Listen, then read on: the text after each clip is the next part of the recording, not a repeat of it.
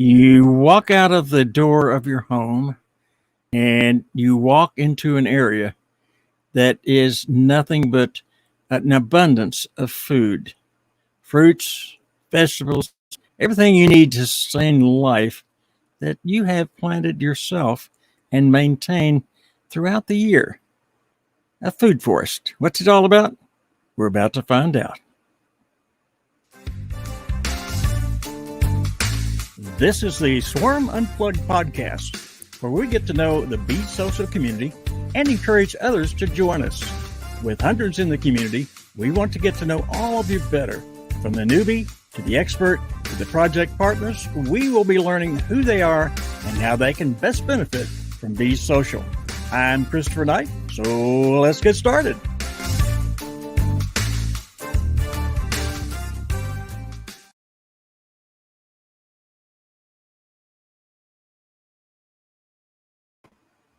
You know, we oftentimes talk about the Garden of Eden.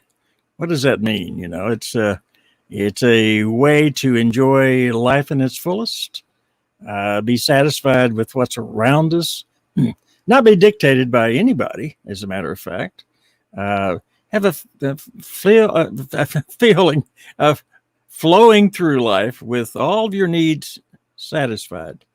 Now, I don't know what that means, because I've never experienced it. I don't know what it means to develop it. I don't know what it means to even be a part of it, but today's guest is developing that very thing where you are DEFI from life. You have a DEFI lifestyle that will make you actually independent of all around you, totally self-sustaining. Now, the only person I know that's self-sustaining is and supposedly self-sustaining due to odor most of the time. So that sustains all around him and all about him. But thank goodness we're not that close very often. And that's my co-host, Tony K. Wow, what an introduction! You always inspire me with your kind, wonderful words, and it's always a pleasure to do it too. I'm doing a check, and you could be right about what you said there. So yeah. I got anything in my teeth? I can't tell from here, but likely so, because I know I know what you eat at night, and it's not always. It's always some sort of expensive beef or something. It's you know what's interesting is I know that I can depend on my trusted friend Rick Scherer in the back there. He's always making us look good. So today, see, I decided to honor my friend there with see this? Don't you wish you had one of these? Yeah, I do have one. Thank you very much. Wait, what? I thought I was the only one that got them. Well, no, that's two of a kind. You thought it was one of a kind. That's two of a kind. But yet anyone can go to his site, besocialmerch.com, and grab a hold of it. But I'm glad to see you wearing his hat, because otherwise I'd have to look at your hair, and boy, that really bugs me every time we're on the screen. So thank you for wearing a hat today. I appreciate it. I have a couple of gray hairs somewhere there. You don't have a couple. You hardly have any hair at all. That's what's happening to you, buddy. So is that your Spanish side or some other side? It might be my quarter French. I'm not sure. Well, the French is not helping you much. That's for sure. Yeah. Okay. Well, all that being said, is there anything in the cup? Well, Rick did send something in the cup, but he told me to keep that private. So I can't let him. I can't reveal that. Rick, we got to talk later, buddy. We got to talk later. Mm-hmm. You know, we have a really interesting guest today. Yes, and it's something I really thought about much, but I'm familiar with it.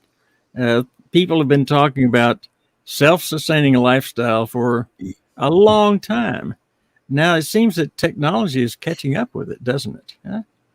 I'm telling you, in every aspect of it. I mean, when you look at DeFi, you look at cryptocurrency and everything, and what is that? It's decentralization. And so it's interesting that we've got this guest on, because it's something that I'm very interested in, because the idea of growing your own food and being independent and relying upon yourself and your own resources to benefit from those hard labor of what you do or don't put in. And here's the funny thing, it's not really hard labor.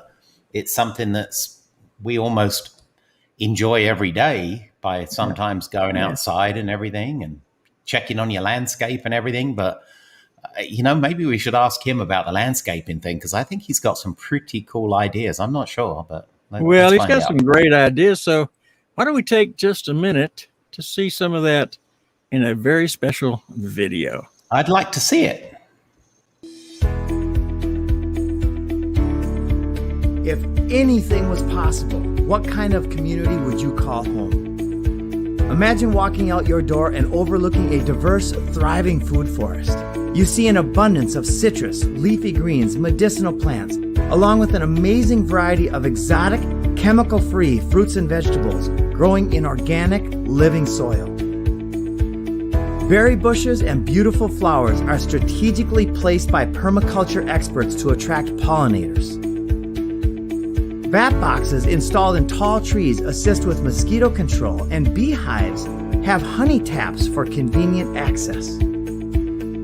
Imagine the abundance of food available for the picking as you stroll through your neighborhood, or instead, having fruits, vegetables, and fresh eggs delivered to your doorstep by our groundskeepers. You are surrounded by nature with incredible vistas of an undisturbed and pristine lake. If you're looking for the ultimate self-reliant community, you've found it. Galt's Landing is named in honor of John Galt from Ayn Rand's novel Atlas Shrugged, who personifies the power of the individual through self-reliance in the face of mediocrity. With only 10 exclusive estate lots strategically located on 52 acres of Florida's natural woodlands, experience the lifestyle that dreams are made of. Edible landscaping, efficient water and energy systems employing solar technology to power common areas, and electric boat charging stations will complement your luxury estate. Enjoy a sense of community and kinship with nature while birding, fishing, or boating on the private 430-acre tree-lined shores of Cat Lake. Play tennis on the state-of-the-art Pro Cushion surface utilizing smart court technology, which records every shot for instant replay in 3D. Relax and enjoy time with friends around the community fire pit and marina bar. Despite its natural setting, Galt's Landing is conveniently located on Orlando's doorstep. With world-class theme parks, entertainment, sports, and cultural venues. Cocoa Beach is less than an hour drive, and Orlando International Airport is just 35 minutes by car. Welcome to Galt's Landing, where each home site is situated for a sunset view over the glistening waters of Cat Lake. Enjoy a level of healthy, luxurious, self-reliant living available to only a select and adventurous few. The homes shown are conceptual. Your own home design will be the product of your imagination. The sky is the limit.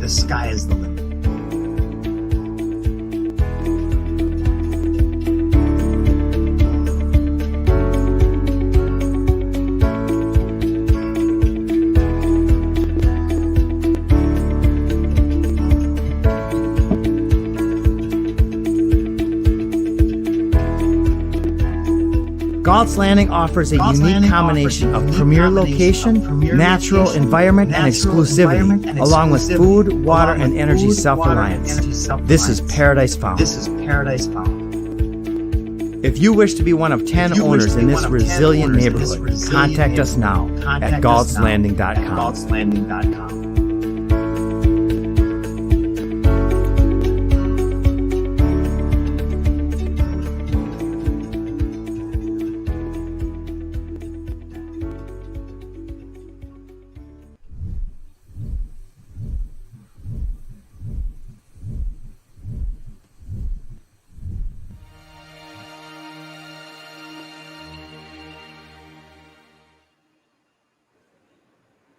Wow. I don't know. I don't know what you could say about that, except what you just did. Whoa, hello.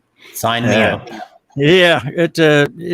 Are there any free properties for marketing efforts or anything like that? I'd be happy to, throw in my expertise or whatever. What do you think, Tony? I think that'd be great, but there's only 10 of them, so I'm not sure that there's room for you because I've already asked Jim and Rick's already asked, so I'm not sure there's any room for you. Well, possibly. okay. You can come visit though. I'd love to come visit and make sure that you're the one out gathering all the vegetables and so forth while I sit there in the kitchen with your girlfriend. Okay. Let's just assume that you can get past the security gates. Let's just assume that first of all. Well, that may be difficult. Now I'm not sure you'll be on that VIP list. I'm not sure. I don't think so. No, I won't be on that VIP list at all. And now, so we don't make ourselves totally ridiculous here today. Yeah. Let's invite our very special guest, Jim Gale, to the show. All right, Jim. Hey, everybody. Thank you, Christopher and Rick.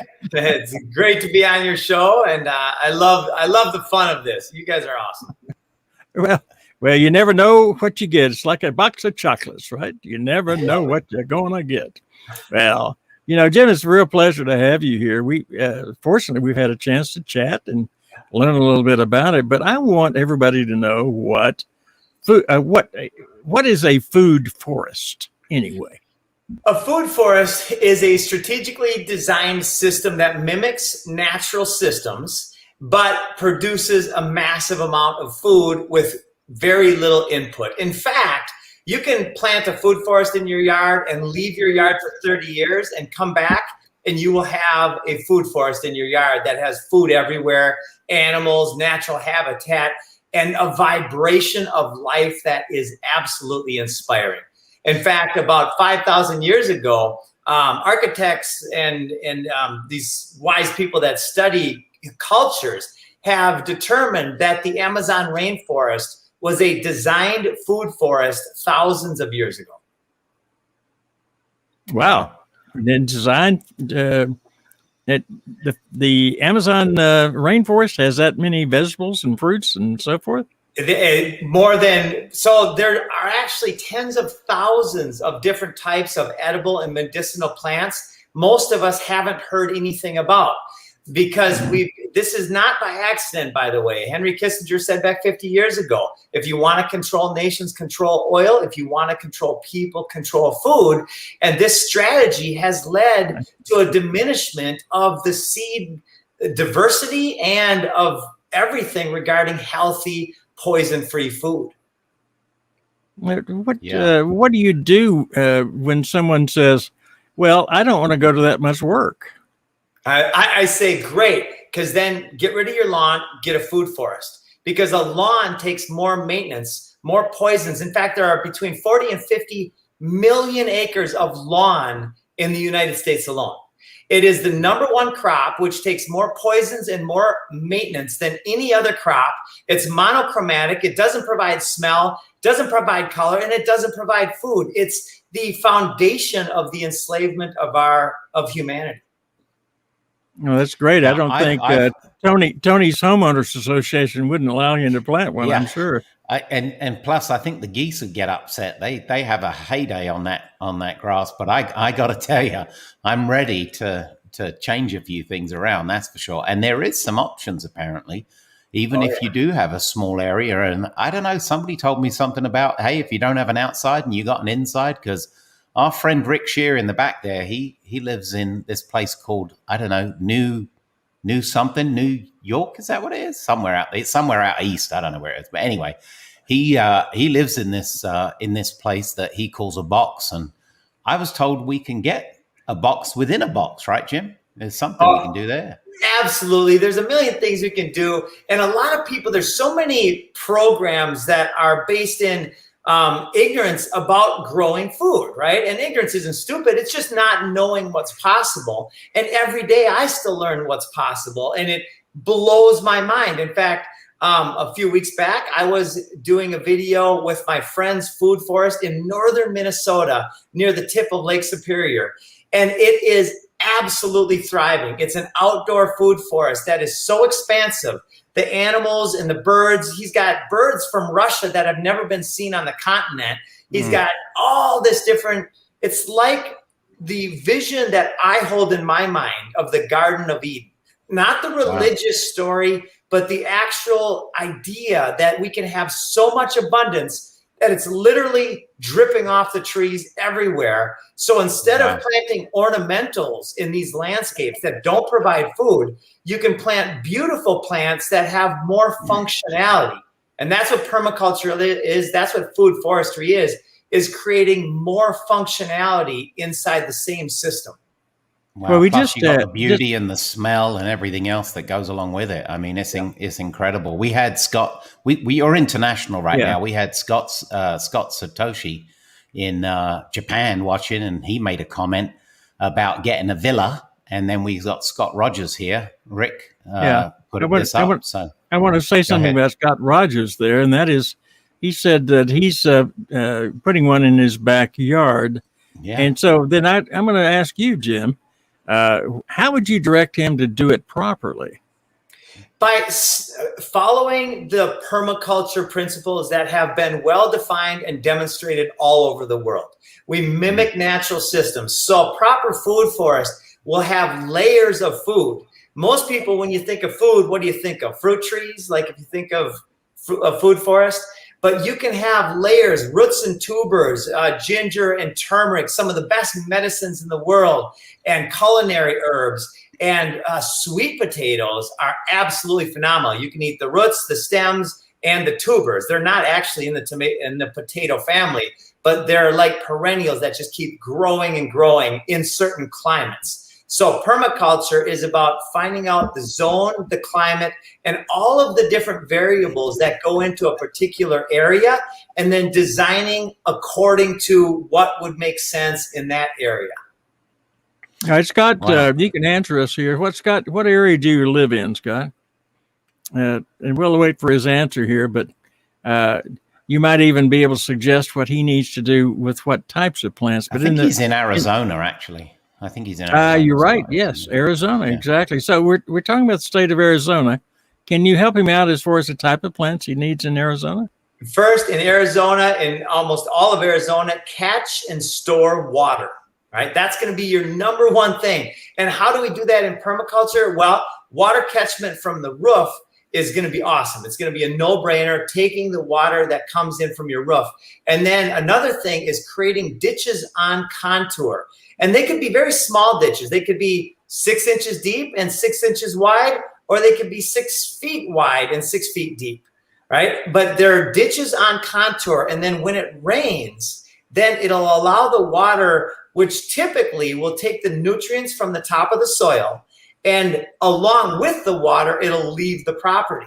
But when you create swales, they're called, you slow down the water and you let it seep into the landscape.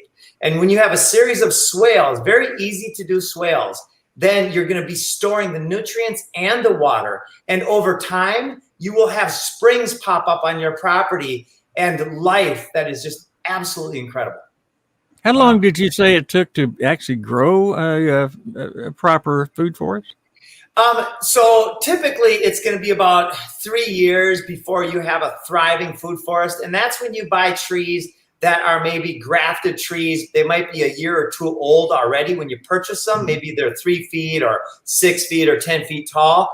Then within the first year, you're going to get a few fruits, berries, papayas, bananas, sweet potatoes. There's a lot of things that will actually produce within the first year or the first 15 months. Some fruit trees, avocados, might take 8 years. But when you look at this from a long-term perspective, this is literally the path to freedom.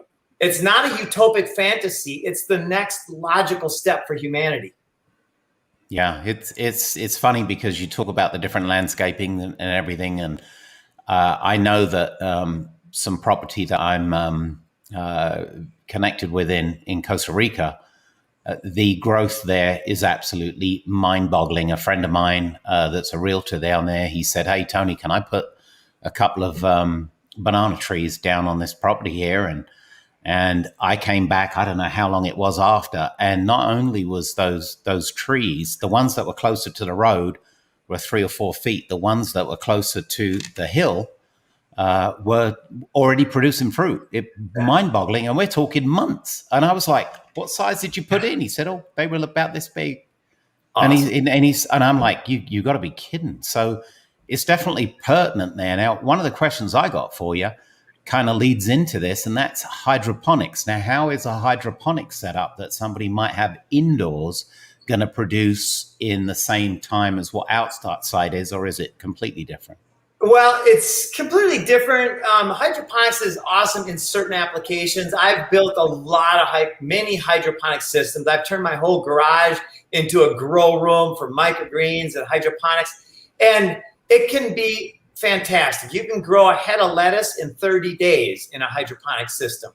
And like I said, they're great for some applications. What I've found after kind of going through and trying everything that I could possibly get my hands on is that building soil is going to be by far the best return on your time and energy invested. Everything that we have, unfortunately, as you know, is so stripped of minerals, and that's the biggest problem of what we're dealing with.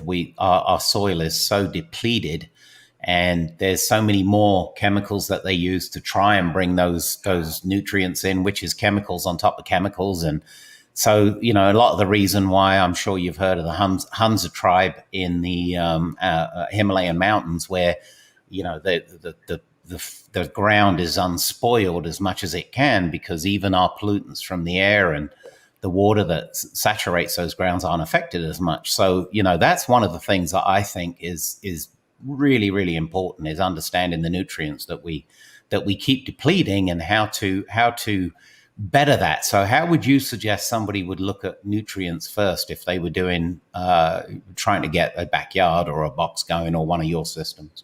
Yep. So there's a few simple components that will increase everybody's yield and success rate massively. One is you don't want to have the earth exposed to the sun and the wind and the rain. You want to have mulch stimulating a forest floor. So in fact, there's an entity out there called chipdrop.com. It's like a nonprofit or some kind of organization where the local tree trimming companies sign up to be part of Chip Drop so that they can unload all of their mulch and wood chips in the closest location, so they don't have to bring it back to wherever they have to dump it at. So you can, and mulch, by the way, wood chips, they're like gold, because they will, as they decompose, they create that layer between the soil and the wood chips, and that's where life happens. It really happens at the edges of systems. So between the soil and the wood chips, you're going to start creating the microbiome. Now, if you put a little bit of worm castings in there and some kelp, some rock dust and some kelp and some azomite, and you seed it just a little bit, maybe some chicken manure, some cow manure, now you're expanding, you're saving time. You're actually accelerating the process. Yes. Well, as a gardener and using mulch on a regular basis, the major question I have is, you're always going to have the weeds. What do you do about the weeds in this food forest? So first of all, weeds is a great way to sell poisons. The word weed, right? In nature is the most efficient system that there is. We are made of this incredibly efficient system that doesn't waste anything. Every, quote, weed has a purpose. Many of them go into really depleted soil, like dandelions, for instance. If you have a bunch of dandelions come up in depleted soil, in mineral deficient soil, and they're one of the healthiest crops in the world. They can help with all sorts of diseases and diseases. So this idea of weeds, yes, some plants can be competitors for the plants that you want. But when you create sheet mulching and layers, you're going to suppress the competitors, and you're going to give the energy towards the plants that you desire to have, the layers of food producers. So you're suggesting pull the weeds by hand? I'm suggesting that when you layer it right and do the sheet mulching right, you won't need to pull any weeds. Yeah. I wish that were you're true. controlling. I really wish Wow. that were true. Well, I'm going to give you an example of where it is factually true. So last March in 2020, the crap was hitting the fan all over the place. My partner shows up at my house with a whole thing of fruit trees, like $3,500 worth of fruit trees. He said, Jim, we need to get these in the ground. Now, that's not how we do it, right? We actually design, we prepare soil, but we had to do it that day. We ordered a big load of soil. We put cardboard down right in a cattle pasture with cattle grass and all sorts of weeds everywhere, right? We put it down on the ground. We put the soil down. We put all the different 55 trees and plants in there. And then we put a big bale of hay on top. And for the first 2 months, it was dry. So first 2 months, we watered about every 3 or 4 days. We made sure that the root balls were getting moisture because that's the most sensitive in time for the trees to be at risk. Within the last 12 months, we have done nothing. And it's absolutely exploding with food everywhere. And yes, there are all sorts of different plants there that aren't edible, but we got nitrogen fixers popping up and all sorts of neat plants there that you'd consider weeds. And every once in a while, we might cut and make a path, but that's it. It's no maintenance food forest. Yeah. So what you're saying is if you control or can deliberately plant the things and set up your soil correctly, and you're going to have the weeds that you want to have there that are the ones that are desirable or that are going to help your ecosystem, or more importantly, you're going to suppress them and have the others outgrow them where they're not going to obviously thrive. So you're controlling the environment for them to grow. Right. And making the ideal environment for the ones that you do want. Exactly. And then when you give the ones that you do want the foundation, and sure, there'd be times when you might want to come and trim some back and cut something. But this is the idea that I want to convey. It's less maintenance than a lawn, my friends. That's the beauty of it. So if you're going to put the time in anyway, you might as well make it more functional time. Well, like you said, Jim, the difference is you're going to have the smells and you're going to have the beauty, and which is something that you got a lawn. Yeah, I've got a nice grass lawn, but on the flip side, with all these different flowers and all these different trees and everything, the smooth smells that you get and the aromas and of course all the beauty of that the eye can behold, that's a whole value all in itself. So birds and butterflies and all the life. It's the foundation for life. If you look at a lawn compared to a stacked food forest, you're looking at a biological desert compared to paradise. Now, you say stacked food forest. What does that term mean? Stacked means that you've got different perennial edibles and beneficial plants at every layer, starting from under the soil to the herbaceous layer, the shrubs, the shorter fruit trees, the taller fruit trees, the vining plants, all in one area.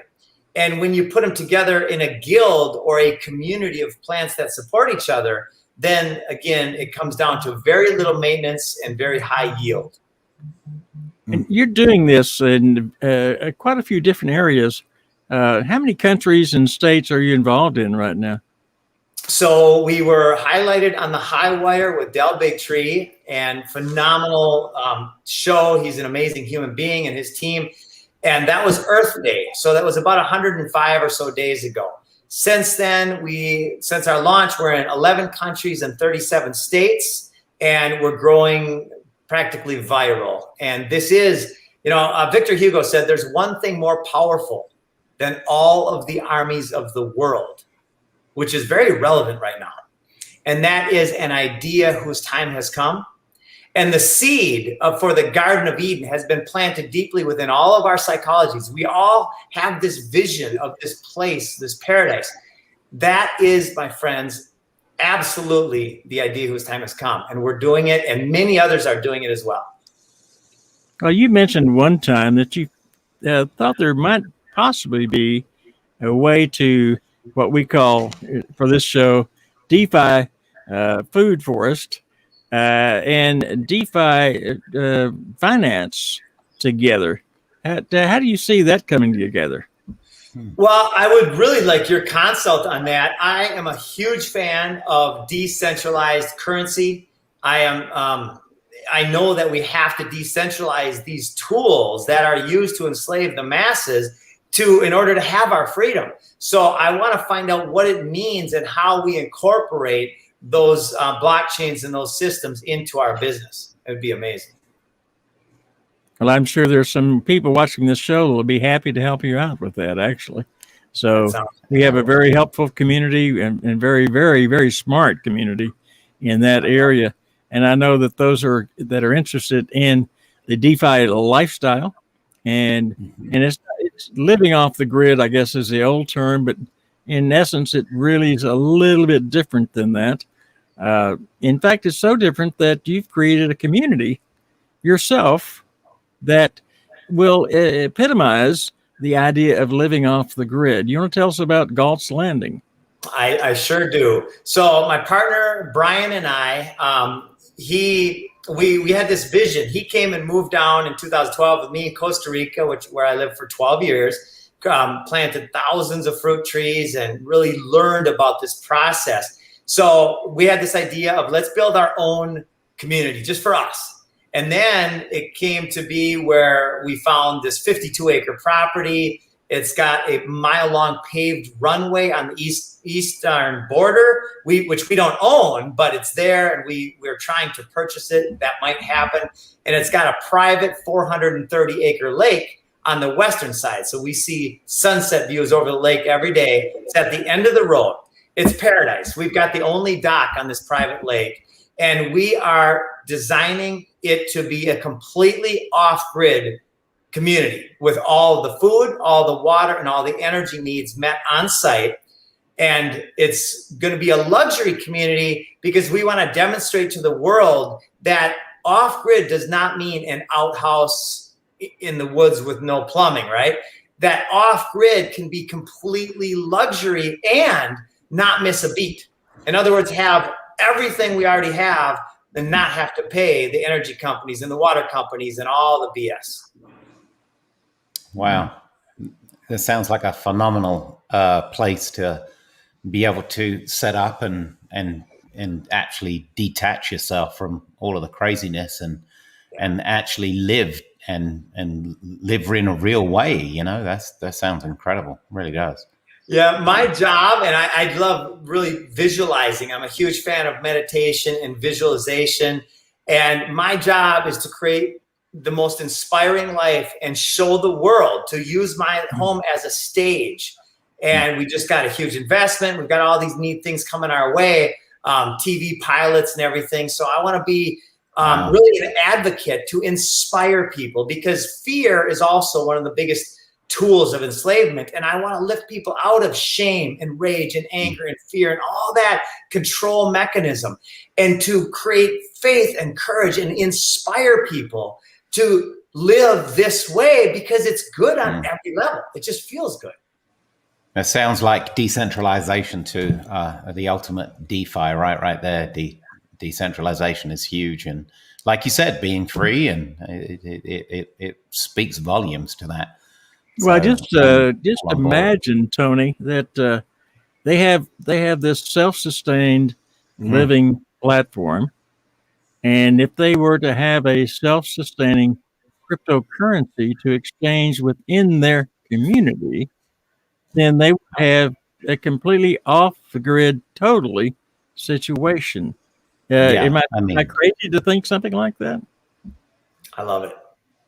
Yeah, I think you're right. I mean, the only thing that I think is missing is, I mean, we got the tennis courts, and wow, an incredible way to see if because if I played tennis with you there, Chris, you'd be calling out and challenging it every time. So that would be the fact that it's going to be, completely be able to call it and see it. That's brilliant. So you won't be able to call these challenges all the time. So I'm looking forward to that part. But the only thing I didn't hear was we didn't have a landing pad for a helicopter. So, but I guess we don't need a lot of room for that, right? So they can land right on the runway.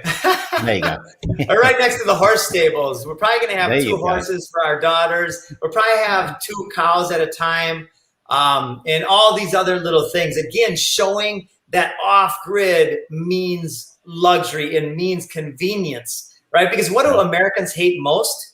Inconvenience, right? And I've lived all over the world in Maasai and different places. I was on a bus ride one time for 3 days.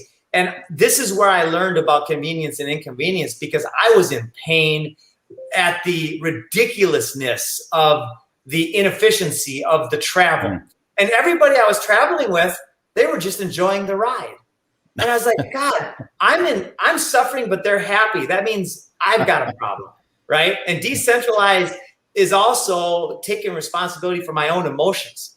I declare myself free, which means I'm responsible for my own emotions, not anybody else. Very well put. If you were to add decentralized currency to your whole program, and everything else around you just shut down, the electric grids around you shut down, all the things that we normally use as services is shut down. I don't care if it's for 2 weeks or a month or whatever the case might be. How would you sustain there? Well, first of all, it wouldn't affect us at all from the point of view of our personal food, water, and energy. What is a logical thought process is defense. And we are very, very well prepared in that regard from, not from obviously government aid systems, but from systems, from individual people that might want to take from us. And I really like talking about solutions from not a fear-based way, but an inspiring moving forward way. But it is logical to think that we may have to defend ourselves at some point. All right, Tony, we're getting close to the end of this episode, unfortunately, because there's so much here to unwrap without a doubt. Do you have anything that you would like to finish out with? I'd love to be able to learn a lot more about what you're doing and what your vision is, because it definitely falls into the whole idea of what we're doing with the currency and DeFi and cryptocurrency itself. So it seems like it's a natural match and would be a great marriage. So I'd love to be able to explore more of that. What do you think, Chris? Oh, absolutely. It is a perfect fit, because it's a little thing that's missing from what they're doing. They've got to find a currency that isn't controlled by the government. And if they can find that currency that's the right one, then they've got everything put together. They've got an entire package put together then. Now, that doesn't mean that it's going to work very well if everybody loses their Wi-Fi and their phones and all things like that. So, I'm not even going to ask what's going to happen if that happens, Jim. I think we'll just leave that for another session. But you know what I'm talking about, right? Yes, I do. But I love the idea of decentralized currency, a way to store and exchange value. That's so important in today's world. So yes, I would really like to talk about that for the business that's going global and for the community itself too.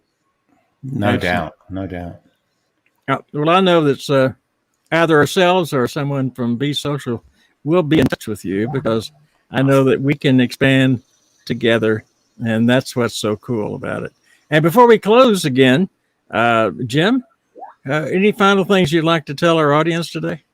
Yes, I would like to invite you to be part of the solution with me to help inspire people to become producers as well as consumers in our world. And we've created a business model around it called our Food Forest Cooperative.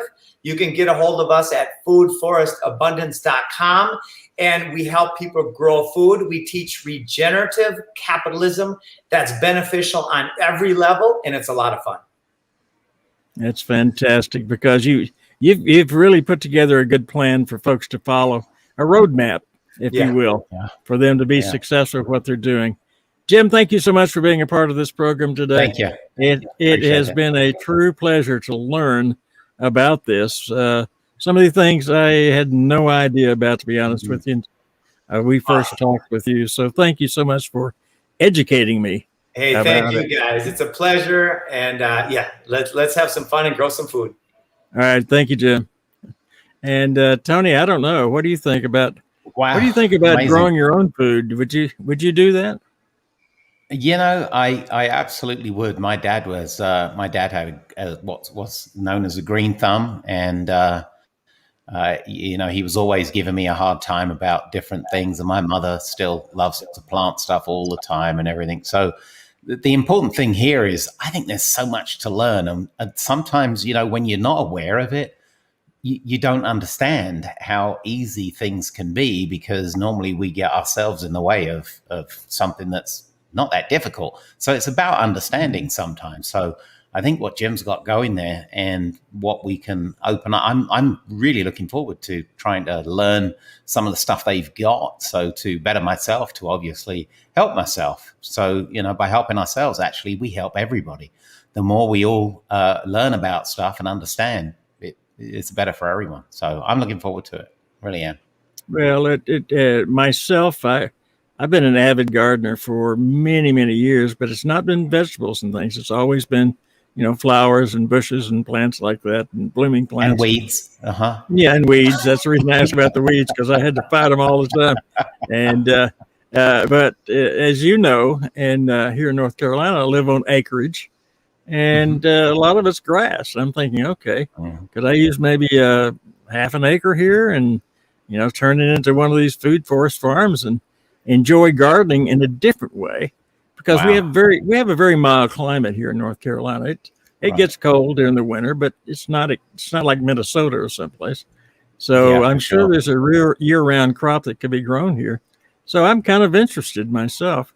That would be fun. That would be a diversion, if nothing else, and there you go.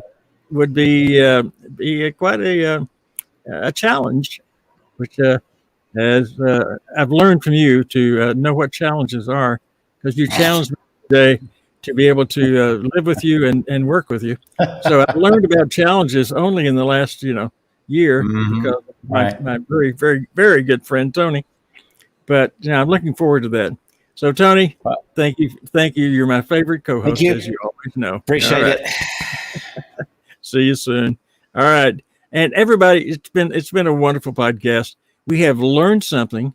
I have anyway. I hope you have, about things that I had no clue about. I've heard rumors and things about, you can do this, you can have a great farm, you can do all kinds of foods all year round. I'm going, well, really? Okay, sounds like a lot of work. But that all being said, today we got some facts, and you have a source that you can go to learn more. Thanks all of you for being with us today on this episode of the Swarm Unplugged. Always remember to listen, learn, and give. Thanks for joining us for this episode of the Swarm Unplugged podcast. Be sure to hit the follow button and leave us a glowing comment. Gravitate yourself to be on the podcast so you are the next one to introduce themselves to the Bee Social community. See you on the next episode.